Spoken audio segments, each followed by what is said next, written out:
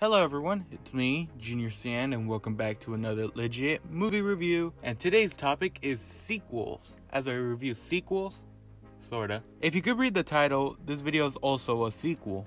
A year ago from today, I released a video where I reviewed 7.5 movies from the DC Extended Universe. Why did I act like that? That video was surely something. It was my first time doing something like that, so cut me some slack. But I would also bully this fat fucking retard. Look at him. So new movies has came out as of December 25th to October 6th. And this time I don't have to deal with 7.5 movies. I only have to deal with 2 movies and a fucking 4-hour miniseries. But it could be worse. I could be a Nazi. So strap on your seatbelts and get ready for a bumpy ride as I try to finish this video before August 11th so I can make it on time. What a boring piece of shit this was. I swear, I've seen this movie like 3 times and it gets worse and worse every viewing. Wonder Woman 84 was a disappointment of a sequel. Like, after seeing how good the first one was, I was expecting something special out of this movie. And that specialty never came. Wonder Woman 84 has a bad plot about some magic wishing rock thing that this businessman takes and grants wishes. And that other weird shit. Wonder Woman wishes for Steve, but it's not Steve. It's some guy who Steve took over. And the guy basically had no consent of his body, so this scene is kind of fucked up. And then there's another character named Barbara who is like a loser and like wishes that she could be Diana. And her dream comes true, so she becomes like super strong and confident. And for some reason later she wants to be a bad CGI cat. I don't understand this film. Let me start with the things I do like about this movie. Number 1, Wonder Woman and Steve Trevor. Like the first movie, I like it because they actually have good chemistry and work well with each other. Unlike other superhero movies, the romance actually seems believable, so I'll give it a gold star. Number 2, Pedro Pascal. He gives a good performance for what he's given. I guess Pedro Pascal is good for playing single fathers to a child. Number 3, the action is corny, and that's what I like about it, except the lighthouse scenes. That was just straight up terrible. The mall scene might be dumb as fuck in concept, but it looks cool, and the scene in the Middle East was cool, I guess. That's pretty much it, what I like from this movie. The rest is either forgettable or bad, like Barbara's character. She doesn't have any confidence, and she's just a little quirky girl who gets strength and confidence because she wished she was like Diana. Which, I didn't know Diana's power was confidence, but sure. So she has confidence and turns into a bad person and turns into a bad CGI cat later on and fights her once, and then we never get to see her again. I think that was a blessing in disguise.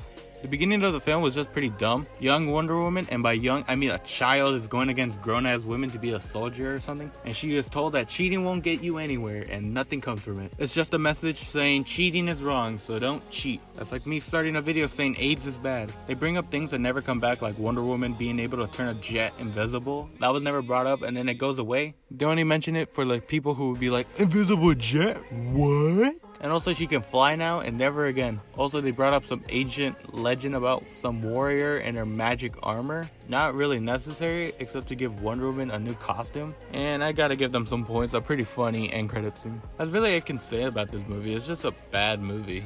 I've seen this movie 3 times and I still feel like I forget stuff that I hated.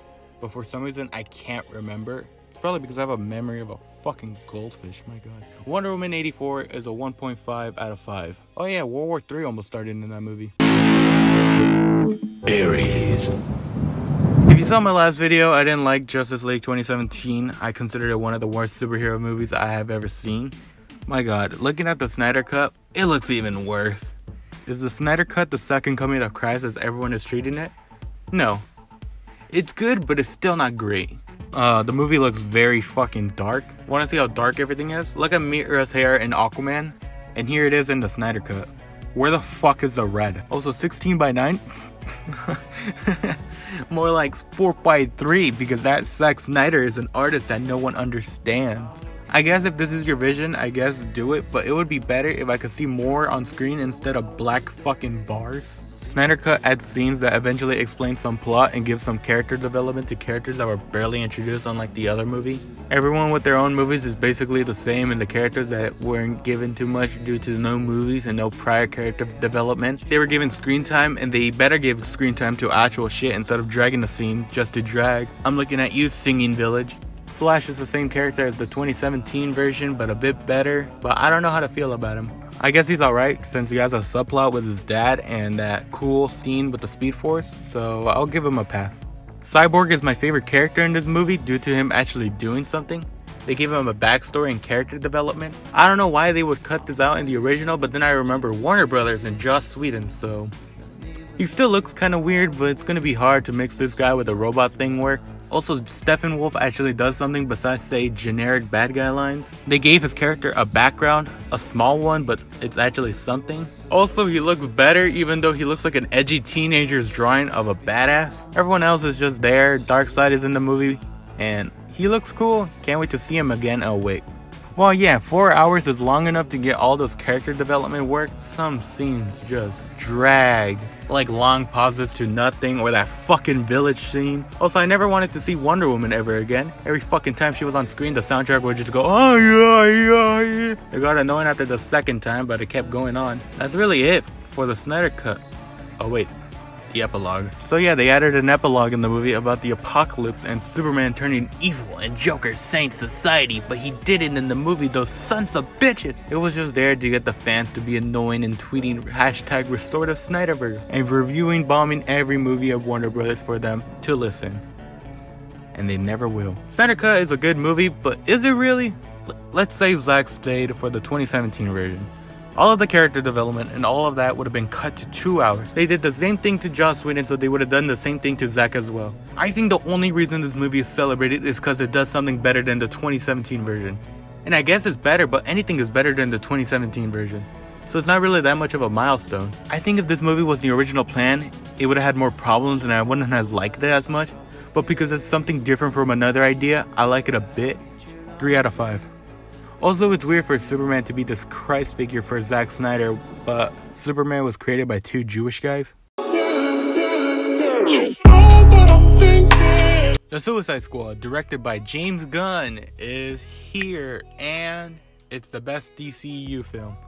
The Suicide Squad is sorta a sequel to the original movie, but it's mostly its own thing, and I think that's what makes it amazing. You can see James Gunn's direction and writing with this movie, with the action, the character, and the comedy. All of that feeling like it was all James Gunn and not a studio-made piece of shit like the last one.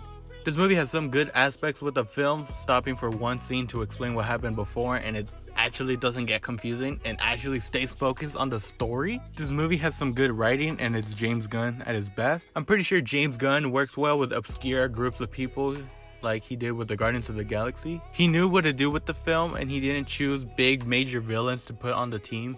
He puts in obscure, weird, and frankly interesting villains into the roster, and it's funny because of it. Who would have thought we would have gotten a live-action Polka Dot Man or King Shark? Characters are well written and make you care about them, while yeah, some characters are just written to be taken as a joke, you still remember them. If you watch the movie, you're probably gonna remember King Shark, Polka Dot Man, and Peacemaker.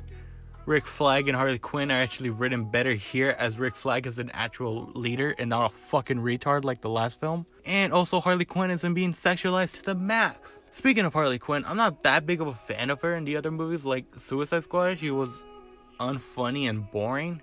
In Birds of Prey she has her moments, but I still find her the weakest aspect of the movie. In this movie she's alright. She has some cool action scenes and says a funny line once in a while. We have other characters in the movie like Ratcatcher 2, who I like to call Best Girl. Yo, bro, who got you smiling like that? Like, I like what they did with Amanda Waller because she's actually her character. Someone who's smart enough and manipulative enough to make a plan like this. Her mission isn't to send a group of villains to kill a Superman level threat. Their mission was just to steal some documents. I think the weakest aspect of this movie is the villain. He was just there and then he wasn't. He died by his giant starfish, but I don't really know much else about him. He just looks goofy with the bald head and those shit poking out of his head, which I think that was the idea. But I kind of wanted something from him. But the rest of the cast is unforgettable, so overall I enjoy this movie. It's the DCEU's best movie in my opinion. I highly recommend it for the comedy and the characters. If you don't like gore, then I don't know, suck it up, pussy. 4 out of 5. Thank you everyone who has made it this far to the video, I've been working and writing other videos. Ideas are coming to my head, and one of them is a mini-series, and another one is doing an MCU review.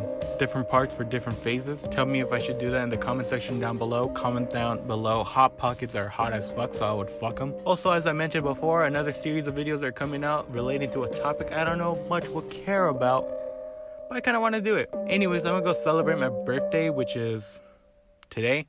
So I'll talk to you all later when the Peacemaker show and the Flash movie comes out. Wait another year, folks. Wait another year. I'll give this video a broken marriage out of 10. The working ways.